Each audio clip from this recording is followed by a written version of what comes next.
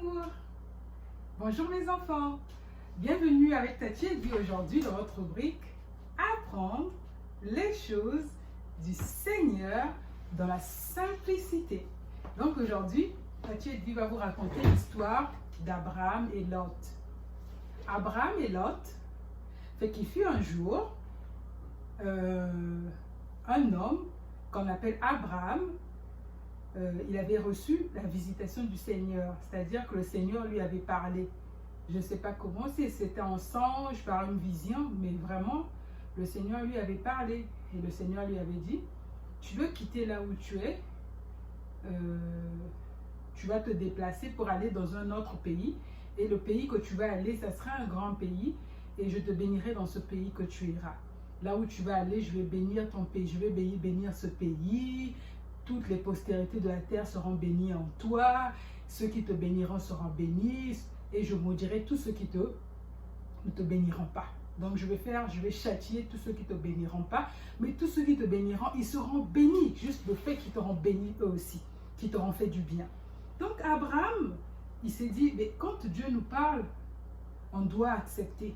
Parce que Dieu, quand il nous raconte, il nous dit les choses, il nous parle, il ne faudra pas murmurer, il ne faudra pas refuser. C'est un peu comme les parents. Quand tes parents nous demandent de faire des choses, quand c'est des bonnes choses, on est censé accepter, on est censé les faire. Et c'est comme ça qu'on est béni. Donc Abraham a accepté. Il dit, le Seigneur c'est notre Père, c'est notre ami, notre Dieu. Il a accepté. Et là, il a quitté son pays. Et quand il a quitté son pays, avec son père, son cousin Lot, et avec sa femme Sarah, et ils sont partis. Et quand ils sont partis, ils sont arrivés dans ce pays-là, le pays de Canaan. Ils sont arrivés, ils ont habité un peu entre Bethel et Haï. Donc, c'était les noms des villes de là-bas. Et il avait mis ses tentes. Donc, il a mis ses tentes parce qu'il n'avait pas encore construit des grandes maisons. Il a mis ses tentes et il dormait sous les tentes.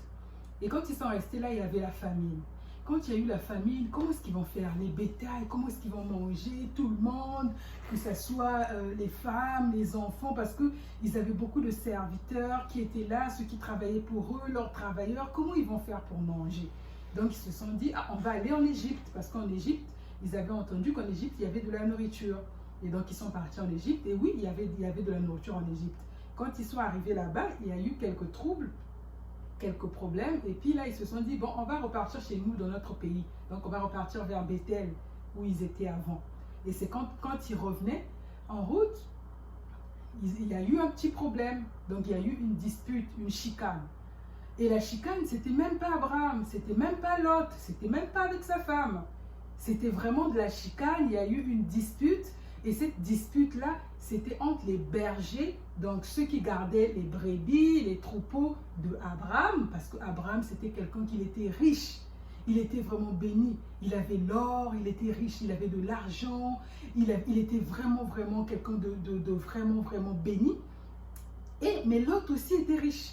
Donc Abraham avait des troupeaux, vraiment avait de l'or, de l'argent, mais Lot aussi, il avait des brebis, il avait des bœufs, il avait des tentes. Donc il était aussi quelqu'un, il avait quand même ses trucs, il avait quand même de la richesse, bien que Abraham était beaucoup plus riche que lui.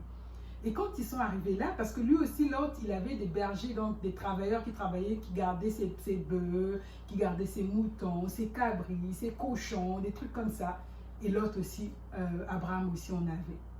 Et là, il y a eu de la chicane entre les bergers d'Abraham et les bergers de Lot.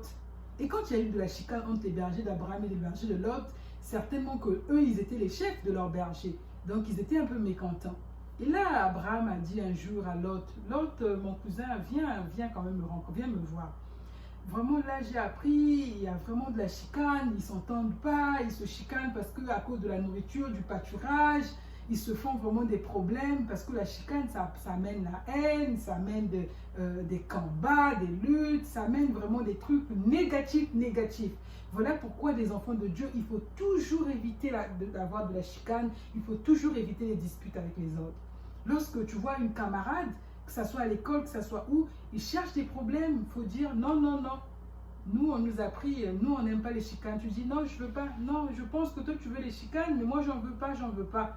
S'il va faire la chicane, il va faire la chicane tout seul. il va se disputer tout seul. Mais comme on ne peut pas se disputer tout seul, il va parler, parler. Après, il aura honte. Après, elle aura honte. Parce que nous, on ne fait pas les chicanes. Les enfants de Dieu, on ne fait pas les chicanes.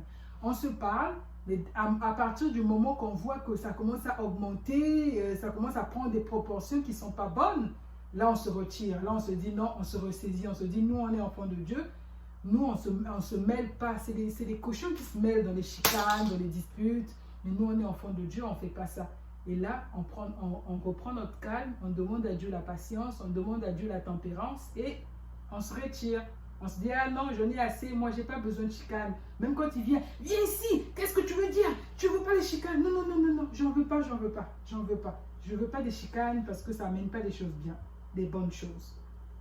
Et donc, c'est ce que Abraham, parce qu'il avait l'attitude, c'était un enfant de Dieu. Il avait cette attitude-là, il ne voulait pas. Il se disait, ça a commencé, je ne veux pas que ça dégénère. Dégénérer, ça veut dire, je ne veux pas que ça s'empire. Je ne veux pas que ça aille loin, qu'il y ait des déchirures, des choses qu'on ne pourra plus réparer. Pendant qu'on peut encore faire quelque chose, je vais intervenir. Donc, c'est comme ça qu'il a intervenu, il a appelé son cousin. Et quand il a appelé son cousin, ils ont parlé, et il lui a dit, j'aimerais pas qu'il y ait, je t'en prie. Il a commencé, tu vois, c'est vraiment des excuses. Parce qu'un enfant de Dieu, il sait parler. Un enfant de Dieu, là, il sait vraiment parler. Il dit, je t'en prie, j'aimerais pas qu'il y ait de problème, de dispute entre toi et moi, encore moins entre tes bergers et mes bergers. Ce que je te propose, c'est qu'on se sépare. Vous savez quoi ça veut dire la séparation? Ça veut dire que une personne part de l'autre côté, toi de l'autre côté. Et c'est même ça, c'est ce que Abraham a dit. Il a dit, on se sépare. Si toi tu vas à gauche, moi j'irai à droite. Si toi tu vas à droite, moi j'irai à gauche. Comme ça, on va se séparer, il n'y aura pas de dispute. Et puis Abraham, c'était un enfant de Dieu. Parce qu'un enfant de Dieu, il ne veut pas toujours le meilleur pour lui-même. Non, un enfant de Dieu, il pense aussi aux autres. Il pense aussi aux autres. Il ne veut pas s'accaparer de tout ce qu'il y a de bien et il laisse rien aux autres. Un enfant de Dieu, on vous donne quelque chose à manger. Tu ne manges pas tout et puis tu laisses une petite portion aux autres. Non. Un enfant de Dieu, il sait faire le partage. Et équitablement. Équitablement, ça veut dire de façon égale. Il partage de façon que tout le monde ait pratiquement la même part. De façon proportionnelle. C'est ça aussi que ça veut dire. Donc là, Abraham, il savait que la promesse, c'était à lui que Dieu avait parlé, ce n'était pas à l'autre. Il connaissait ce Dieu-là qui lui avait parlé, il savait ce que ce Dieu-là lui avait dit. Donc il était rassuré, il n'avait pas peur. C'est ça que Tati Edvi vous dit. Apprenez à demander à Dieu lorsque vous ne connaissez pas. Demandez Dieu, est-ce que tu peux m'aider à faire ça? Dieu, est-ce que tu peux faire ça pour moi? Est-ce que tu peux m'aider à être une personne meilleure, à être un enfant obéissant, à comprendre, à être intelligent à l'école? Dieu, il donne toujours. Abraham savait que Dieu lui avait déjà donné le pays promis. Il lui avait déjà béni. Et quand Dieu te bénit, personne d'autre dans ce monde, aucune personne dans ce monde, que ce soit au ciel, que ce soit sur la terre, que ce soit sous la terre, ne peut venir contredire cela. Parce que quand Dieu a scellé, il a scellé. Il a ouvert une porte, il a ouvert une porte. Il a fermé, il a fermé. C'est lui qui a le dernier mot. Abraham le savait. Donc Abraham, il était conscient. Il était confiant. Il était conscient de cela. Il était confiant. Il a dit, si tu pars à droite, j'irai à gauche. Si tu pars plutôt à gauche aussi, j'irai à droite. Mais toi, choisis. Et là, l'autre a levé les yeux. Il a dit, waouh, les plaines.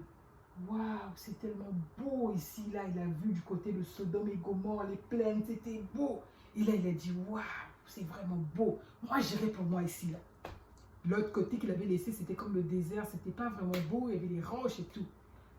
Et c'est ce qui fut fait. Ils se sont séparés. Ils se sont séparés. Mais quand ils se sont séparés, ils n'ont pas cessé de s'aimer. Parce que la séparation, ça ne veut pas toujours dire qu'on ne s'aime pas. Parfois, c'est pour notre bien qu'on se sépare. Mais on continue à s'aimer. La preuve en est, après quand ils se sont séparés, là où l'autre était parti, il a eu des problèmes. Donc les chicanes encore certainement avec ses bergers et d'autres personnes là-bas. Et on les a emprisonnés. Et quand on les a emprisonnés, Abraham a entendu. Il est allé vite, vite, vite, vite, vite. Il allait le délivrer, il a tout fait, il a libéré. Toutefois qu'il y avait un problème, il partait toujours voir son frère. Ça veut dire que la séparation, ça ne veut pas dire que vous partez plus vous visiter. Non, c'est pas ce que ça veut dire. Ça veut juste dire que si on se met ensemble, il va peut-être avoir certaines chicanes, mais on se sépare, mais on continue à s'aimer. Parce que les enfants de Dieu, ils n'ont pas de haine dans leur cœur. Un enfant de Dieu, quand quelqu'un te fait du mal, vous demandez des excuses, vous arrangez, et la vie continue. Tu ne gardes pas la rancœur. Tu ne gardes pas la rancœur dans le cœur. Vraiment que Dieu vous bénisse.